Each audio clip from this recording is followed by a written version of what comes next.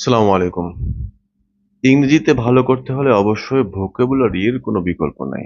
ভালো ভোকাবুলারি যারা জানে তারা ইংরেজিতে সবথেকে ভালো করে।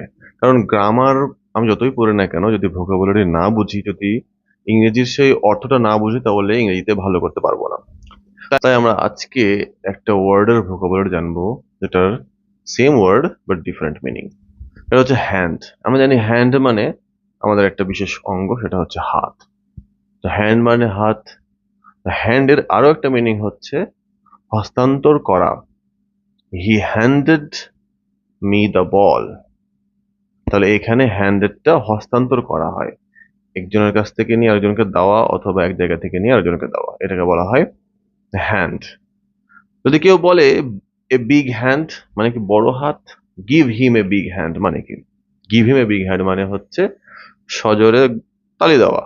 কারোর জন্য যদি অ্যাপ্লাউজ করা হয়, তাহলে তালি দেওয়াকে বলা হয় give him a big hand. আরো একটি হ্যান্ড আছে, a hand. Do you need a hand? Do you need a hand এর অর্থ হলো তোমার কি কোনো সাহায্যের প্রয়োজন, তাহলে এখানে হ্যান্ড হচ্ছে সাহায্য বোঝাচ্ছে। তাহলে এক্ষেত্রে হ্যান্ডটা নাউন। যখন আমি বোঝাচ্ছি হস্তান্তর করা, হ্যান্ডেড অথবা হ্যান্ড, তাহলে সেটা হচ্ছে হস্তান্তর করা যেহেতু বোঝাচ্ছে, সেহেতু সেখানে ভার্ব। এবং যেহেতু অঙ্গ প্রত্যঙ্গ যেখানে বোঝাচ্ছে সেখানে নাউন। আরো একটা হ্যান্ড আছে, সেটা হচ্ছে নাউন। আমরা ঘড়ির কাঁটাকে কি বলবো ইংরেজিতে? সেটাকে বলা হয় হ্যান্ড। তাহলে ঘড়ির কাঁটাকে তখন স্মল হ্যান্ড এবং big hand. Okay, that's all. If you love this video, share with your friends so that they can also know about this word meaning.